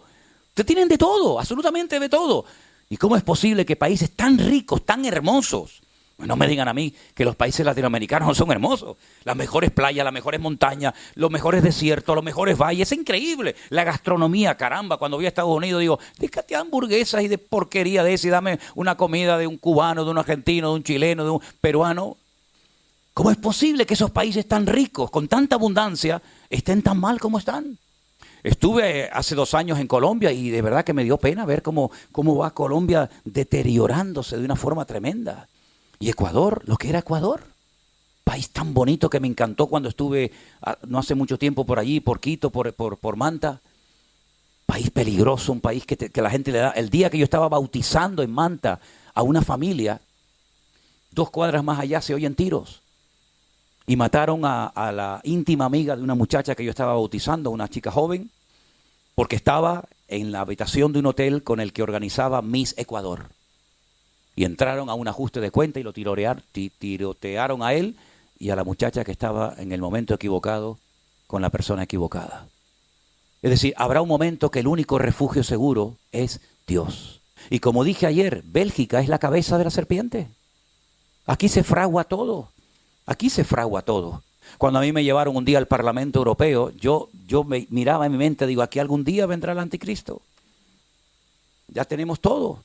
Europa, que fue un continente que se ha enfrentado 2 veces en 2 guerras mundiales brutales, donde han muerto millones y millones de personas. Hoy en día se sientan juntos, comen juntos.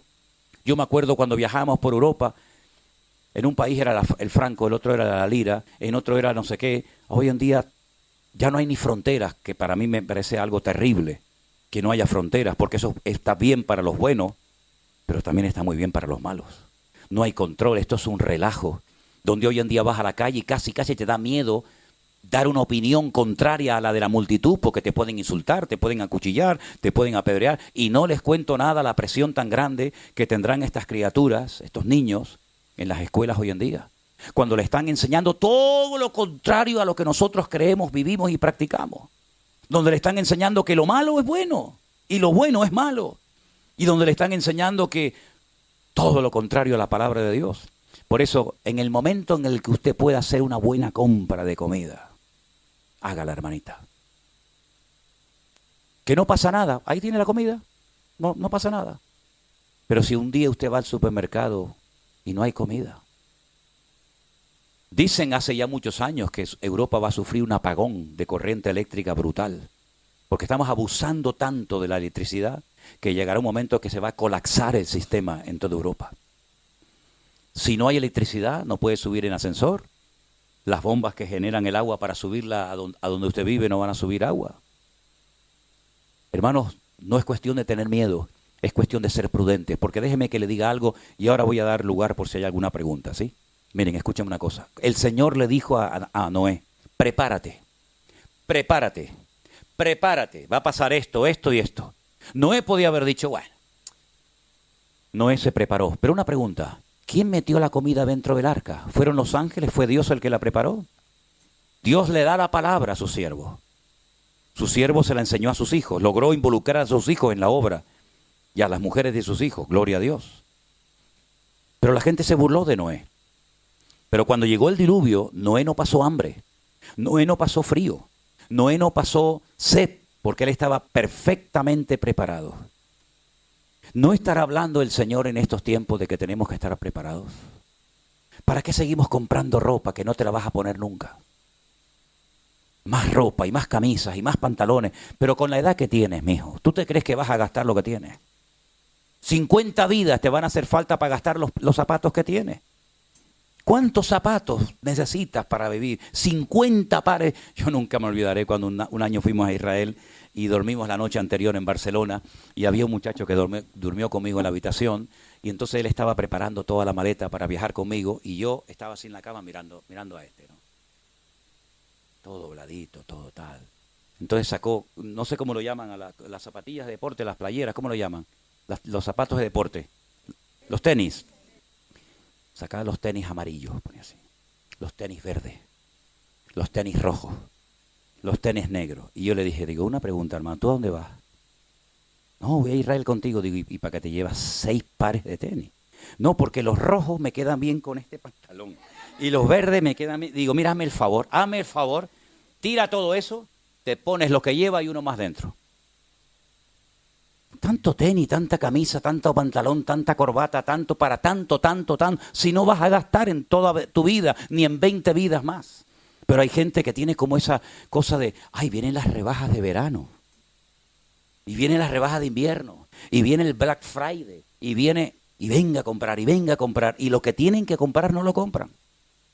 Entonces no te quejes el día de mañana cuando vayas al supermercado, como pasó en Venezuela, y no tenían ni papel higiénico.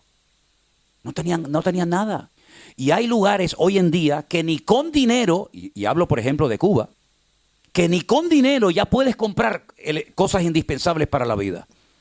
No, es que vivimos en Europa, nosotros somos diferentes. Ya. Eso también decían los venezolanos cuando dijeron, a nosotros nunca nos va a pasar lo que les pasó a los cubanos. Y Cuba era un paraíso, hermanos. Cuba era un lugar maravilloso donde fueron mis bisabuelos en un barco de vela. Y llegaron a Cuba y tenían trabajo mis abuelos, mi abuelo. Y después se fueron a Venezuela porque eran países maravillosos, donde se ganaba dinero y se vivía de maravilla. Y sin embargo después tuvieron que venirse con lo opuesto, prácticamente, para salvar la vida. Entonces la vida puede dar tantos cambios. Miren, hermanos, Irán ha amenazado a los países limítrofes, como por ejemplo Arabia Saudita, y ha dicho, si nos atacan a nosotros y no podemos vender nuestro gas y nuestro petróleo, que podrían vivir como maravilla los persas, los iraníes, vamos a atacar a Arabia Saudita, vamos a atacar a Kuwait, vamos a atacar a todos los países para que todo el mundo se quede sin gas y sin petróleo. Imagínense al punto que hemos llegado, porque hoy en día es mucho más que amenazas. Antes se peleaba con palos y piedras, después se pasó a la espada. De la espada se pasó a la dinamita, de la dinamita se pasó a los bazocas, a los tanques de guerra y a los aviones, pero ya hemos llegado al límite, ya no hay más. Albert Einstein dijo, si hay una tercera guerra mundial, la vamos a tener que terminar peleando con palos y piedras, porque nos vamos a matar y nos vamos a destruir a todos. Entonces la única protección segura es nuestro Dios, no son tus ahorros, no es tu casita, nuestra seguridad está en el Señor, no hay tiempo que perder, hay que buscar más de Dios. Y termino diciendo lo que dije anoche. Por si no lo saben.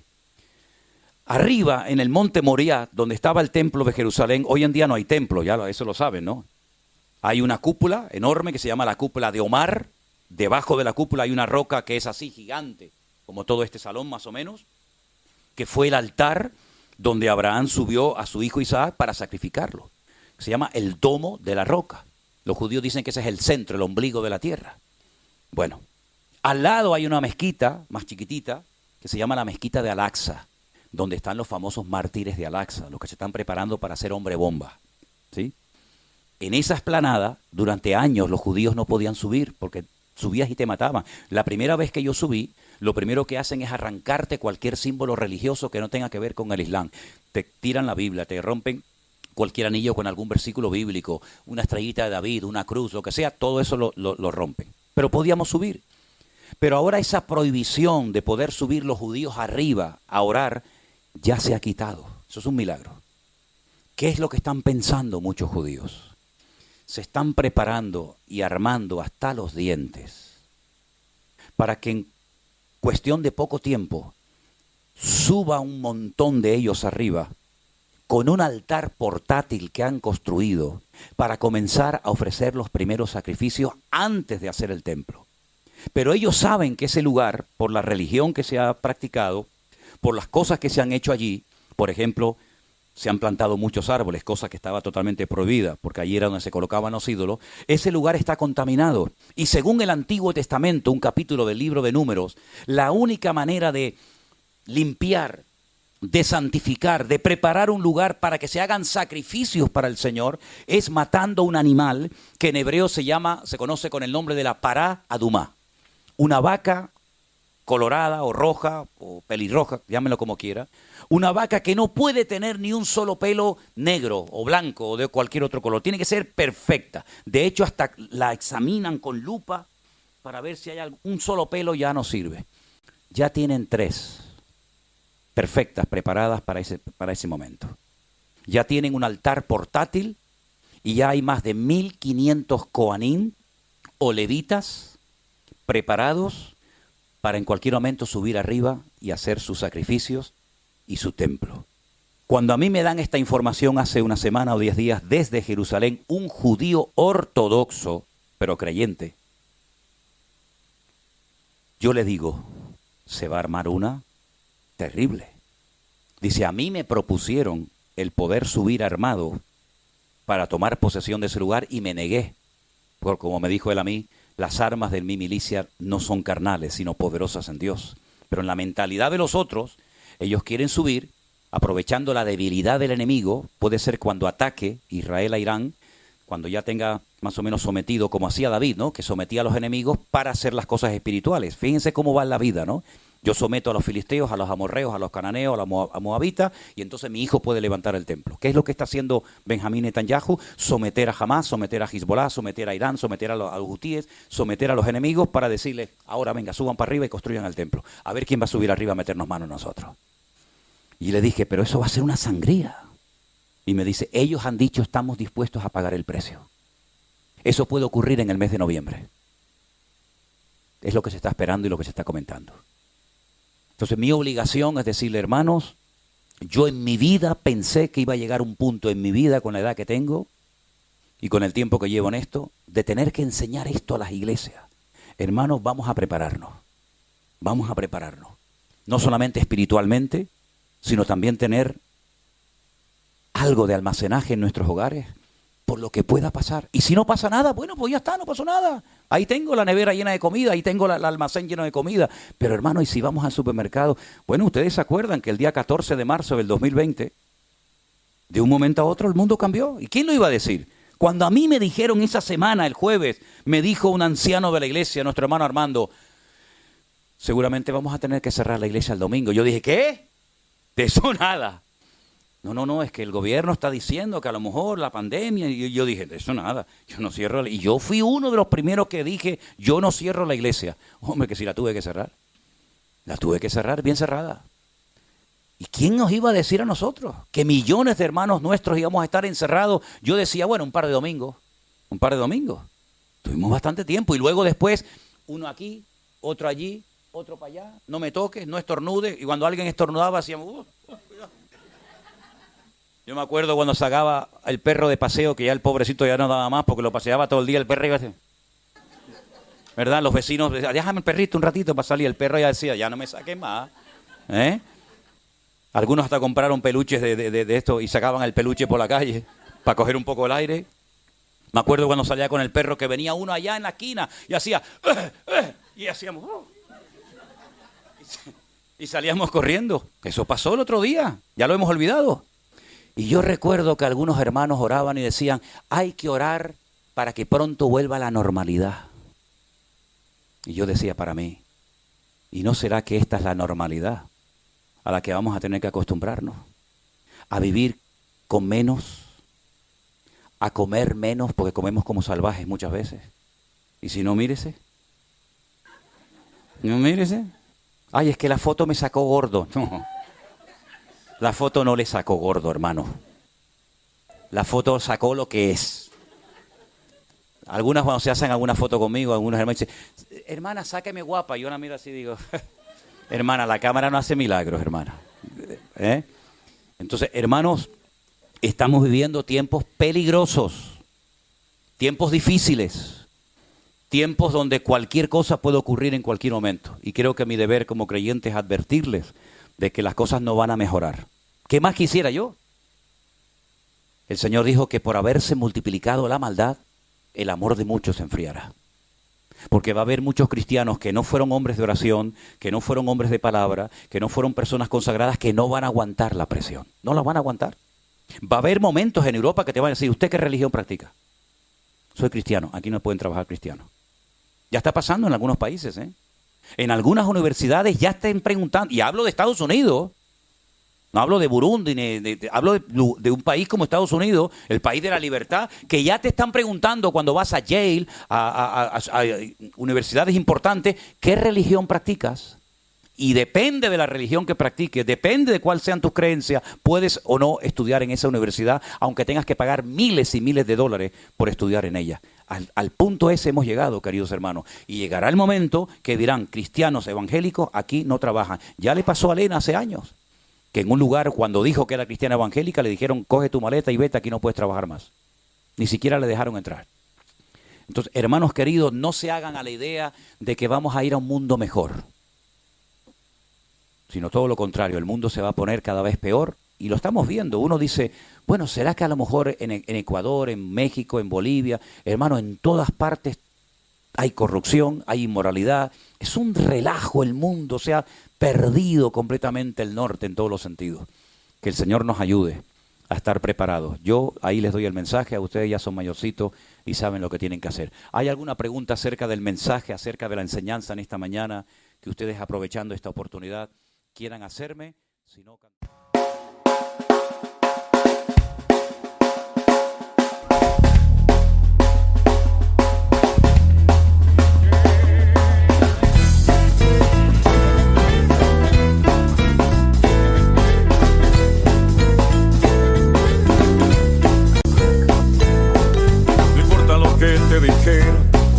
no importa lo que te hicieron, tienes que aprender a descansar en Dios.